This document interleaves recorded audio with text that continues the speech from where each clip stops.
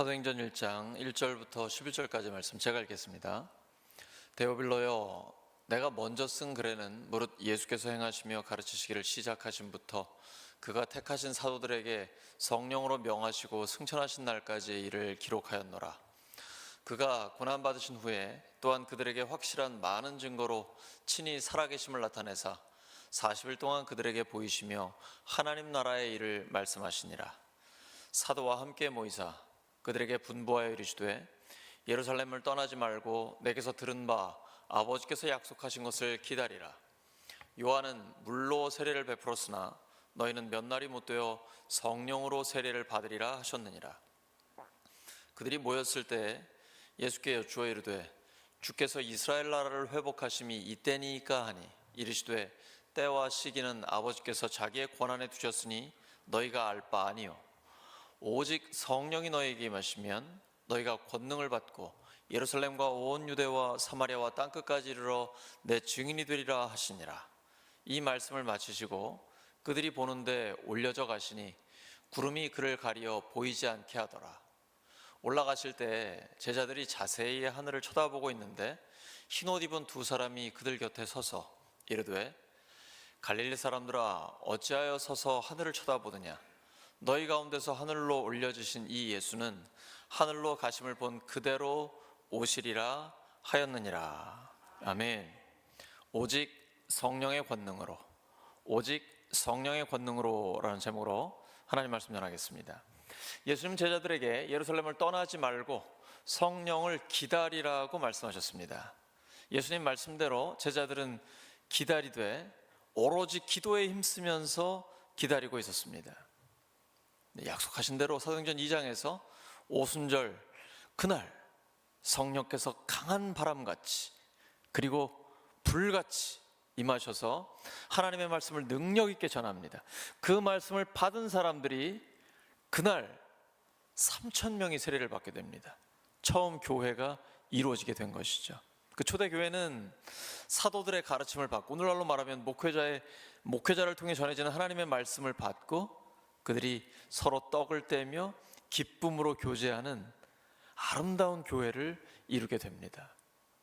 그리고 그들은 하나님을 찬양했고 백성들에게는 칭송을 받으면서 주님께서 날마다 교회에 구원받는 사람들을 더해 주셨습니다.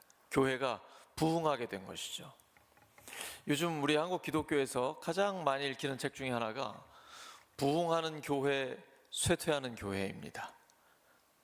코로나 이후에 부흥하는 교회를 조사를 해봤습니다. 어떤 교회가 부흥할까요?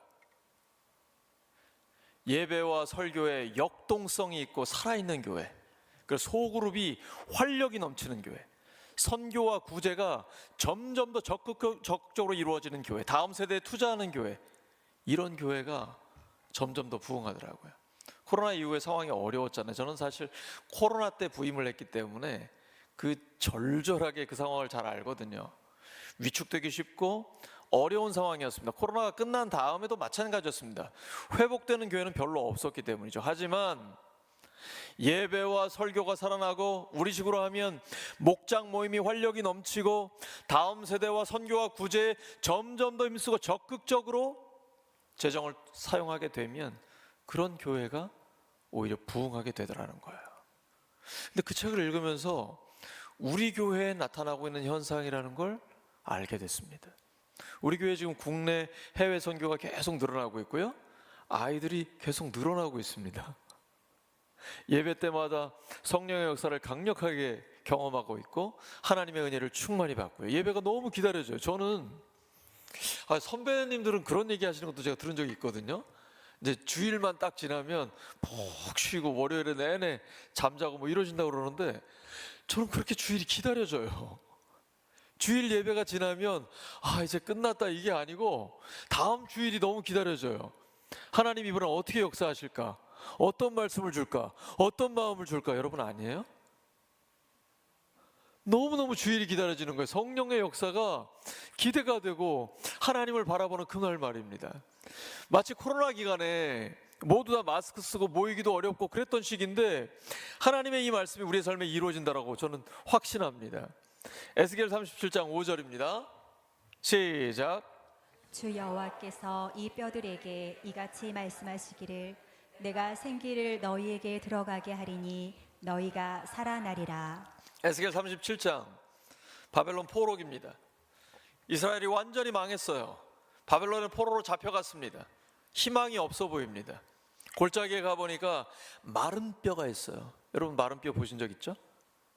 저는 아버지 어머니 두 분 다 하늘나라 가셨기 때문에 제가 임종을 지켰고 마지막 장례에 상주로 있으면서 두 분이 가시고 남은 그 하얀 가루를 저는 봤거든요. 근데 에스겔이 본 게 바로 그와 같은 거예요. 마른 뼈인데 바싹 말라버린 하얘진 그런 뼈예요. 살아날 수 있겠습니까? 근데 하나님 말씀하세요. 내가 생기를 너희에게 들어가게 하리니 너희가 살아나리라. 성령님이 임하시면 반드시 살아납니다. 성령의 권능으로 모든 것이 다 살아납니다. 영혼이 구원받고 예수 그리스도의 제자들로 든든히 세워지며 재물 얻을 능력을 주셔서 경제적인 부분이 풀리게 되고 건강의 문제도 해결이 되고 인간관계도 회복이 되고 모든 부분에 있어서 풀리는 역사가 나타나게 됩니다. 마른 뼈도 살아날 수 있습니다. 성령의 권능이 임하시면 가능한 것입니다. 예수님께서 십자가에 못 박혀서 돌아가시고 무덤에 묻히셨습니다. 하지만 사망이 예수님을 묶어둘 수는 없습니다. 사도행전 2장 24절에 하나님께서 그를 사망의 고통에서 풀어 살리셨으니 이는 그가 사망에 매여 있을 수 없었습니다. 하나님의 사람은 사망이나 어두움이나 낙심 가운데 매여 있을 수 없습니다. 성령의 권능이 우리를 가만두지 않습니다. 우리를 다시 살려주시는 것입니다. 우리의 영혼을 소생시키는 주님의 역사가 우리 가운데 함께하는 것입니다. 오늘 본문 읽어보시니까 예수님은 이 땅을 떠나시기 직전에도 마지막에 하신 말씀이 하나님 나라입니다. 마태, 마가, 누가, 요한, 사복음서에 보면 예수님은 하나님 나라의 복음을 선포하셨습니다. 근데 그 하나님 나라를 이루기 위해서 생명을 내어주셨고 부활로서 하나님 나라를 이루어 주셨습니다. 왜냐하면 죄가 있으면 하나님 나라에 들어갈 수 없기 때문에 예수님이 대신 죄를 지시고 죽음으로 죄값을 치르신 뒤에 부활하셔서 죄와 죽음의 문제를 완전히 해결하셨습니다. 이제 예수님의 죽으심과 부활의 복음을 믿으면 하나님 나라를 상속받습니다. 새가족들에게 제가 끊임없이 반복합니다. 예수님의 죽으심과 부활의 복음을 믿으면, 이 역사적 사실을 믿음으로 받아들이면 구원받습니다. 이것만이 유일한 구원의 길입니다. 예수님은 그것을 위해 이 땅에 오신 것입니다. 그리고 마지막 이 땅을 떠날 때까지도 하나님 나라의 복음을 선포하셨습니다. 그리고 제자들에게 너희들 기다려라, 하나님이 약속하신 것을 받을 때까지 기다려라. 근데 약속하신 대로 수일 내에 성령님이 임하셨습니다. 그리고 사도행전 전체는 사도행전 1장 8절이 이루어지는 과정입니다. 오직 성령이 너희에 임하시면 너희가 권능을 받고 예루살렘과 온 유대와 사마리아와 땅끝까지 이르러 내 증인이 되리라. 근데 사실 이 말씀이 이루어진 장본인 예수님의 제자들, 사도들은 지극히 평범한 사람입니다. 갈릴리 호수 주변의 그 시골 마을의 어부들입니다. 근데 그들이 성령의 권능을 받자 예루살렘을 지나 사마리아와 땅끝까지 이르러 예수 그리스도의 증인이 되는 것입니다. 우리에게 필요한 건 딱 하나입니다. 성령의 권능이면 됩니다. 다른 건 다 필요 없어요. 성령의 권능만 있으면 모든 것이 우리에게 있는 것입니다. 그러므로 자나깨나 성령의 충만함을 강구하시기 바랍니다. 성령의 권능이 우리에게 임하면 성령께서 우리를 통해 하나님의 일을 이루어 주십니다. 우리를 예수님의 증인으로 삼아 주십니다. 울산에서 땅끝까지 되는 것입니다. 예루살렘에 성령이 임하셨습니다. 여전히 예수님을 믿는 사람들은 지극히 소수입니다.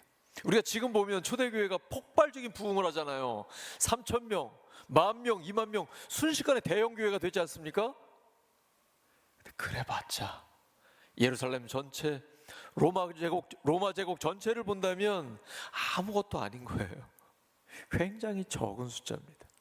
그런데 예루살렘에 그 폭발적인 부흥이 일어났을 때 순교자가 나오고 예루살렘에서 쫓겨나게 됩니다. 핍박을 받아요.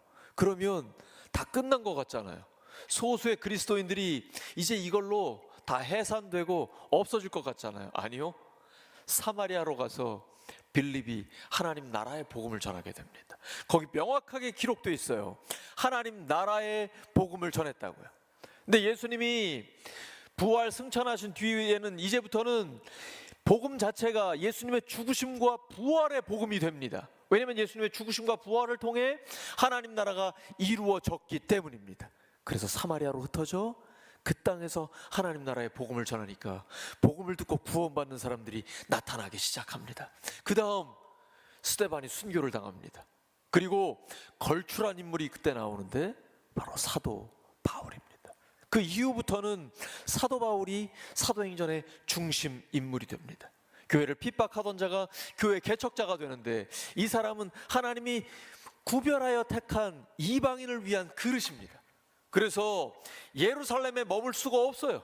그는 계속해서 이방 선교를 나가게 됩니다. 안디옥을 기점으로 시작해서 오늘날의 터키를 중심으로 그리스와 그리고 마지막에 로마까지 가게 되죠. 사도행전의 마지막 부분 기억하시죠? 복음 전하다가 죄수가 되어 배 타고 간 곳이 로마였습니다. 그가 스스로 걸어서 간 게 아니라 죄수로 묶여가지고 끌려간 것이죠. 바울은 상상도 못했을 것입니다. 죄수의 몸으로 로마에 갈 줄은 그는 몰랐을 거예요. 근데 하나님은 어떠한 방법을 통해서든지 하나님의 말씀을 이룹니다. 왜냐하면 당시 지중해 주변에 세계의 중심은 로마였기 때문입니다. 팍스 로마나, 로마를 통한 평화, 모든 길은 로마로 통한다. 그게 바로 복음을 전하는 길이 됐습니다.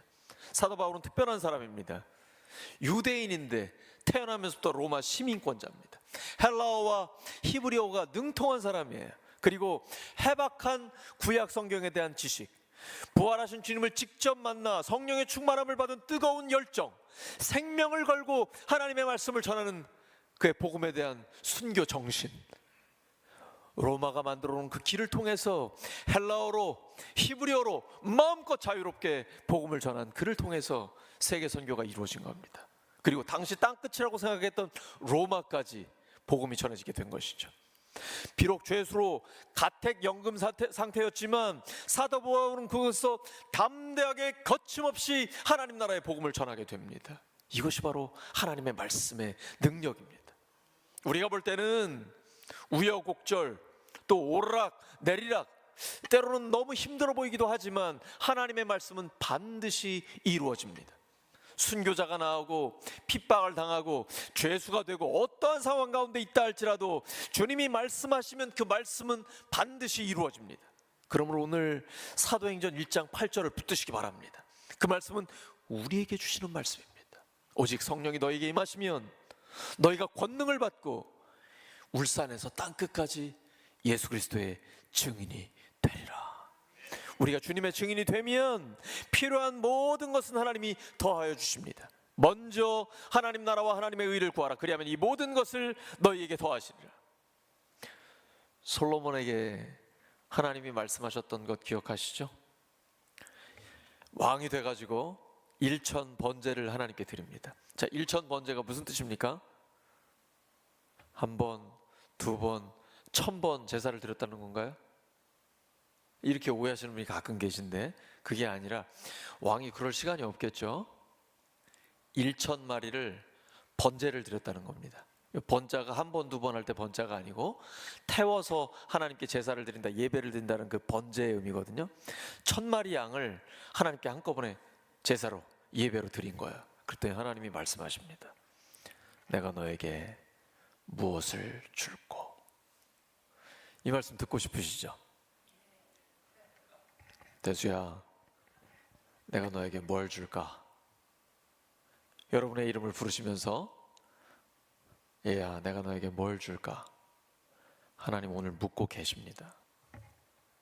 여러분, 하나님의 침묵은 하나님의 부재가 아니에요. 하나님이 말씀하시지 않는다고 해서 내 기도를 안 들으시는 게 아닙니다. 다 듣고 계세요. 그러니까 솔로몬처럼 하나님께 기도를 드리면 돼요.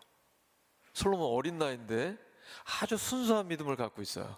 하나님, 제가 이 어린 나이에 왕이 됐고 하나님의 이 많은 백성을 다스려야 되는데 제가 지혜가 부족합니다. 저에게 지혜를 주시옵소서. 듣는 마음을 주시옵소서. 하나님의 음성을 듣게 해주시고 백성들의 소리를 듣게 해주시옵소서. 지혜를 달라고 하나님 앞에 기도했어요. 하나님이 그 기도를 너무 기뻐하십니다. 그래서 지혜도 주시고 구하지 않은 부귀와 명예와 건강을 비롯한 장수까지도 다 주세요. 이게 지혜로운 기도입니다. 먼저 하나님 나라와 하나님의 의를 구하는 것입니다. 사명을 먼저 구하는 거예요. 하나님은 우리에게 필요한 걸 다 알고 계십니다. 구하기 전에 이미 다 알고 계세요. 다 알고 계신데 왜 기도해야 돼요? 왜 주님은 주기도문에서 오늘날 우리에게 일용할 양식을 주시라고 왜 기도하라고 하셨을까요? 우리의 자녀들을 키워보면 알아요. 자녀들과 대화하고 싶으신 거거든요. 하나님은 교제를 하고 싶으신 거예요. 몰라서 그런 게 아니라 우리의 모든 상황을 완벽하게 알고 계십니다. 그럼에도 불구하고 우리에게 구하라고 하세요. 왜냐하면 하나님과 대화하기를 원하시기 때문에 은밀하게 주님 앞에 기도하십시오. 단 순서를, 우선순위를 먼저 하나님 나라와 하나님의 의에 두시기 바랍니다. 사명에 두시기 바랍니다. 이게 지혜로운 기도입니다. 그러면 구하지 않은 것까지 다 주십니다. 시간 문제예요. 하나님 앞에 사명을 감당하기 위한 지혜를 구하시면 구하지 않은 것까지 하나님께서 다 우리에게 주십니다. 예수님께는 하나님 나라의 꿈이 있습니다. 근데 예수님의 제자들은 딴소리 합니다. 선생님, 그러면 선생님이 나라를 회복하시는 때가 지금이에요? 예수님께서는 때와 시기는 너희들이 알 수 있는 부분이 아니다 라고 말씀하세요. 여러분, 예수님의 재림은 아무도 모릅니다. 그런데 3세기 이후에 세기 말에 세계 각국에서 반복적으로 등장하고 있는 게 시한부 종말론입니다.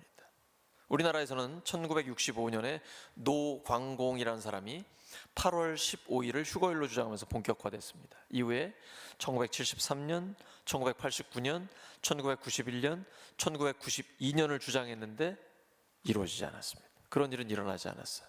절대 현혹되지 마시기 바랍니다. 이런 이단에 빠져서 학교와 직장을 그만두고 가출하고 집 팔고 땅 팔고 패가 망신하는 경우가 많이 있습니다. 각별히 주의하셔야 합니다. 마가복음 13장 32절과 33절입니다. 시작. 그날과 그때는 아무도 모르나니 하늘에 있는 천사들도 아들도 모르고 아버지만 아시느니라. 주의하라, 깨어있으라. 그때가 언제인지 알지 못함이라. 주님은 왜 이거 안 가르쳐 주실까요? 화끈하게 예수님 언제 오신다고 가르쳐 주시면 얼마나 좋아요. 우리 하고 싶은 거 다 하다가 그 전날 아니면 좀 양심 있으면 일주일 전쯤부터 딱 깨어서 준비할 거 아닙니까? 하나님 그렇게 안 하세요. 일부러 이러시는 거예요. 항상 깨어 있으라고. 그래서 우리는 늘 깨어 있어야 합니다. 오늘 밤에 주님이 오실 수도 있기 때문이에요. 근데 설령 오늘 밤에 오신다 할지라도 마치 100년 뒤에 오실 것처럼 철저히 준비하고 계획하면서 살아갑니다. 100년 뒤, 1000년 뒤에 오신다 할지라도 오늘 밤에 오실 것처럼 충실하게 하루를 살아가는 것입니다. 이것이 바로 예수님의 재림을 기다리는 건강한 그리스도인의 삶입니다. 자나깨나 주와 함께. 이것이 천국의 삶이에요. 천국이란 누구와 함께 있느냐가 가장 중요합니다. 사도행전 1장 8절 말씀대로 성령이 임하셔서 교회가 탄생했습니다. 교회의 핵심 요소는 두 가지가 있습니다. 복음과 공동체입니다. 복음으로 하나가 되는 것입니다. 초대교회를 보시면 철저히 복음 중심이고 복음을 중심으로 하나가 되어 있습니다. 성전에서 모이고 집에서 모이고 건강한 가정교회가 성경적인 교회예요. 사도행전 1장, 2장, 3장, 4장을 잘 보시면 초대교회가 가장 건강한 가정교회구나. 그래서 하나님께서 날마다 부흥하게 하셨구나. 그걸 우리가 알 수가 있습니다. 이 시대의 대안이 가정교회예요. 부흥하는 교회는 특징이 소그룹이 활성화되어 있습니다. 우리 교회는 목장이잖아요. 목장이 살아있고 성도들이 적극적으로 참여하면 그 교회는 부흥하게 되어 있어요. 성경적인 교회가 됐기 때문입니다. 복음으로 하나가 되는 것이죠. 근데 사탄은 끊임없이 분열을 조장합니다. 다양한 방법으로. 쇠퇴하는 교회의 특징은 갈등과 다툼과 분열이 있는데 해결이 안 되는 교회예요. 점점 더 그 골이 깊어지죠. 근데 사람이 모인 곳이기 때문에 부흥하는 교회에도 갈등이 있을 수 있어요.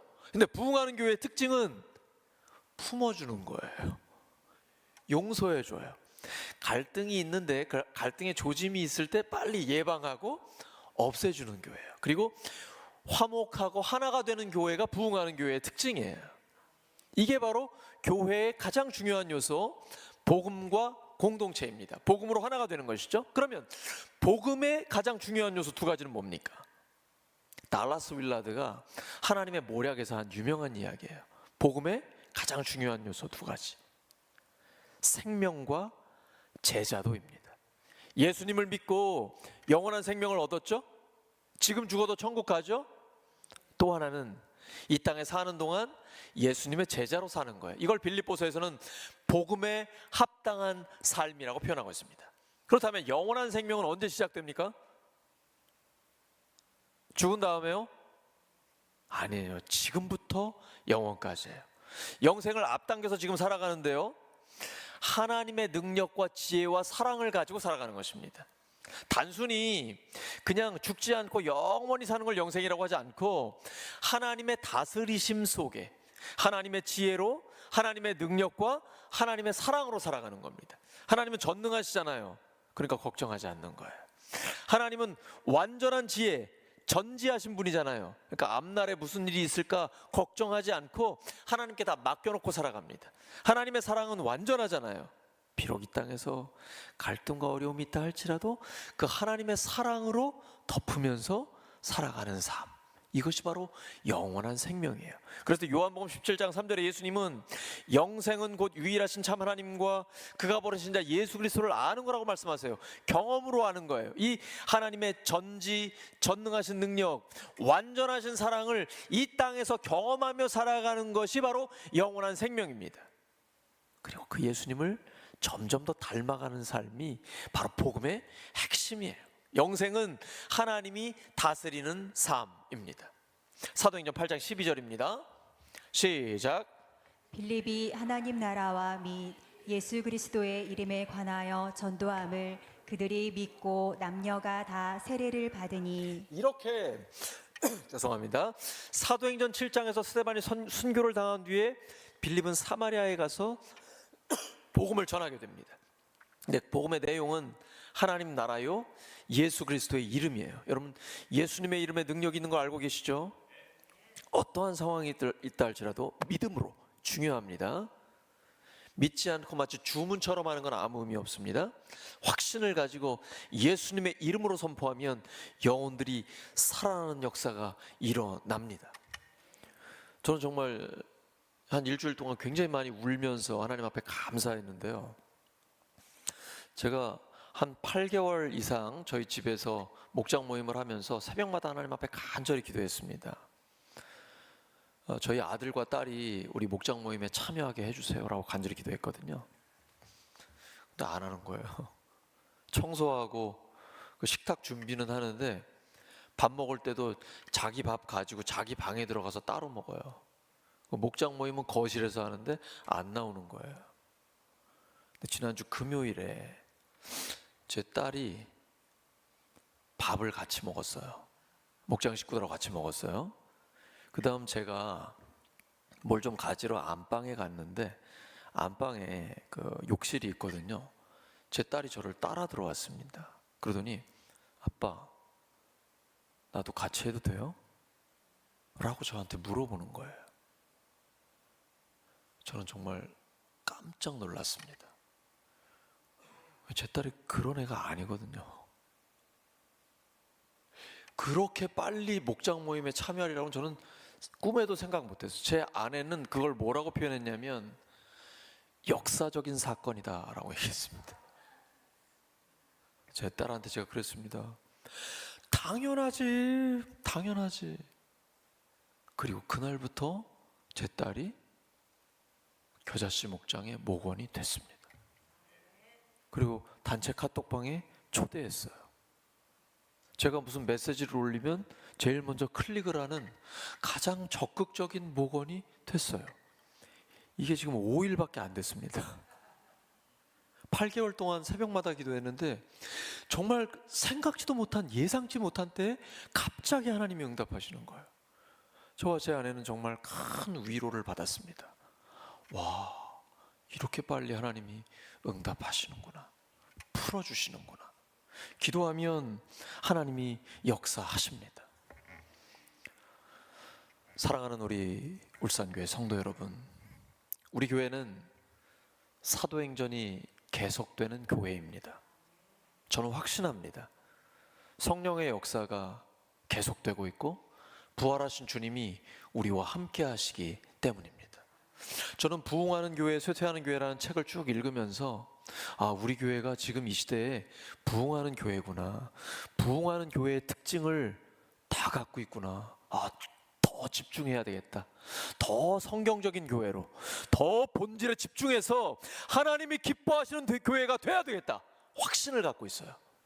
우리 교회는 사도행전이 계속되는 교회입니다. 성령님이 우리 가운데 역사하시기 때문입니다. 오직 성령의 권능으로 하나님이 기뻐하시는 삶을 사는 우리 모두가 되기를 예수 그리스도의 이름으로 축원합니다. 하나님 아버지, 감사합니다.